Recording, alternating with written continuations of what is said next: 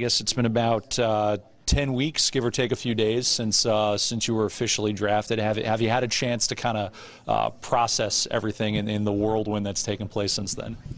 Yeah, I think I've had enough time to process. It's still a little surreal. I think it always will be, just because the Colts have always been my team. But now it's time to get down to the nitty-gritty and go to work and make a roster. Tonight specifically, what does it mean to you to come back to an event like this and you're one of the guests of honor celebrating the history of Norwell football? Yeah, this is just an unbelievable event. I'm so proud to represent Norwell football and just what it means in the football club, and being that this is the first ever banquet that they're having is pretty cool, and I feel very honored to be speaking. How was a relevant week? What was that experience like for you? That was a great week. I was down in Southern California and just really treated like a king. And same with my family. We were all treated very well, and stayed in the nicest hotels, golfed on the nicest courses, and had some banquets and some fun in between. And just great to kind of give back to the community and then be rewarded for something that's in some eyes a lot of people joke about.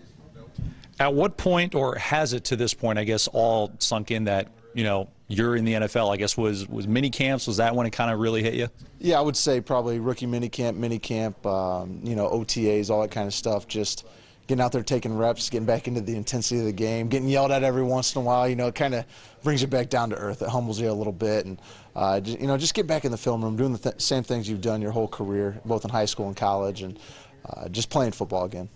What's the biggest difference that you've been able to decipher in the camps that you've been to so far from the college game and the pro game?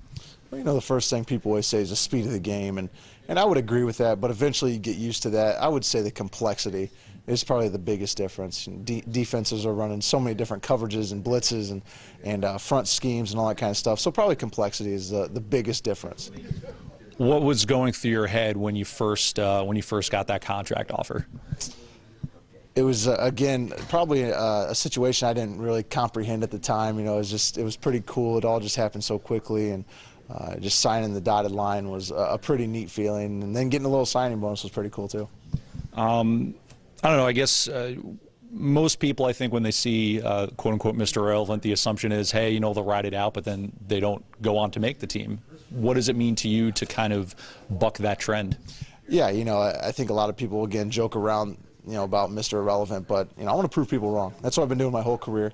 Kind of went to a small school, and then people say I couldn't play very well, after my sophomore year, and then I turned it around and proved people wrong. Took our team to a MAC championship, and that's exactly what I plan on doing here.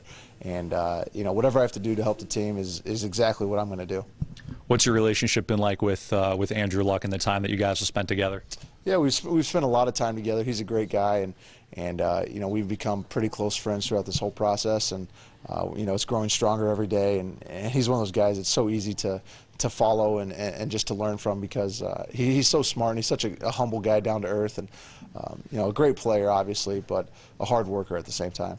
With your competitive nature, obviously just based on where he was selected, everyone assumes that Luck is the guy, but are you kind of going in with that? People are expecting you to back him up for the foreseeable future, but are you looking to take his job, or are you going to push him and fight for that starting spot?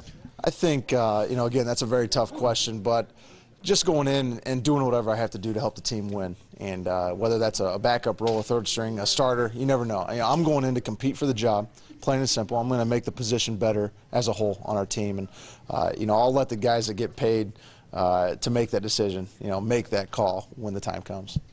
Overall, how can you kind of sum up what this journey over the last 2.5, 3 months has been like for you? I think it'd be hard to say in one word, but just so exciting, just to represent my community, both in Bluffton and my Northern Illinois community, and just the cool people I've met along the way, and being able to put on the Colts helmet for the first time. There's been a lot of neat excitement along the way.